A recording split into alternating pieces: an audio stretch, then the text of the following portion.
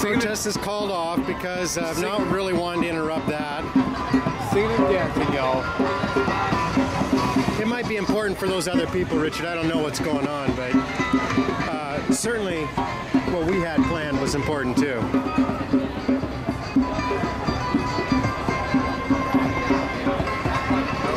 going to go up and ask what's going on here.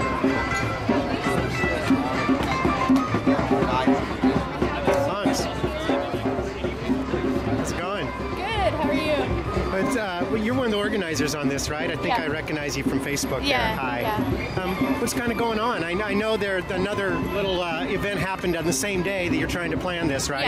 Yeah. But well, can you just give me a brief little what this is about? It's solidarity with solidarity with Libya first and foremost. Thousands of people have been brutally murdered. Simply for standing up and asking for democracy and asking for their government to hear them. And in general, we're here in solidarity with all of the people of the Middle East that are rising up for democracy and justice and their dignity. And their dignity, yes. Okay. Yeah. Well, thanks for trying to organize this, and it did look like we get a fairly good crowd here. Yeah. You know. Yeah. Okay. It's difficult because we should note that the square charges money, and that it is not technically a public place. Yeah, so it's hard to navigate through all that. Yeah. But thanks for putting some effort out here, and it's good that people are being vocal and making public. Absolutely, and we need to change the 20th century politics of cynicism. You know, geopolitics is not all that the Middle East is about. It's about people. You know, it's not about, the fact that the United States needs to have a strong presence, and it's about people. The United States needs its politics to be about people, and that's why we're here. I think that's starting to come out more and more, because when you're saying that, I'm going, that's kind of what I'm thinking and feeling a lot lately. Yeah, it's the 21st century. The 20th century cynicism is gone. And it started with Tunisia, and then it went into Egypt, and everybody is inspired by that. We need to show support for that. Yeah. The Facebook page that you have, what's the title, or how do we find that if they were just going to Google it? What would they put in to try to maybe be connected a little bit more? This one was it was an event page. An event page? There is Portlanders for Egypt, which is kind of branched out, and it's basically a place to go to learn. Like, people are posting videos and articles about what's going on in the Middle East, so that's a good place. Portlanders for Egypt, right? Yeah, on Facebook. Yeah. That's a good start right there. Yeah.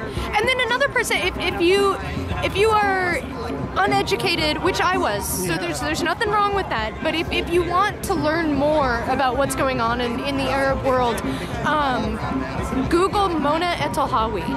Mona Etelhawy.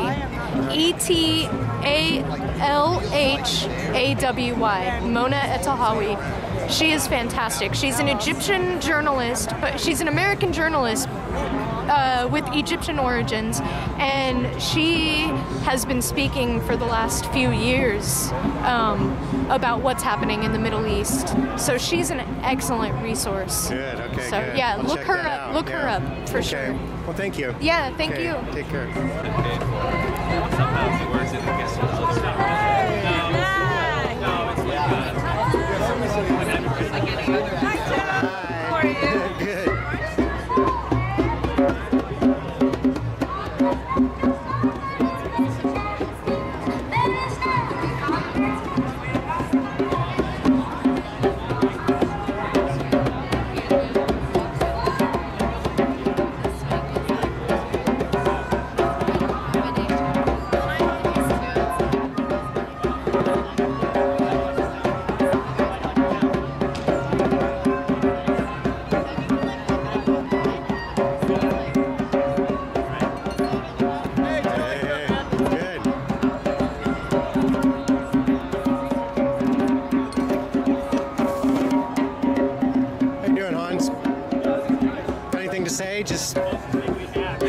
just one of many, and we're not giving up. I think the sign says it all, because this is a struggle that's uniting the planet, and for me it's really heartening to see people from across the globe picking up this message.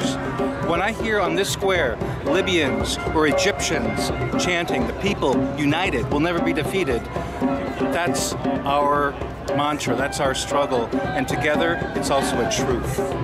So I'll be here until we realize that truth. Good. Thank you for Appreciate it. Yeah, thank you.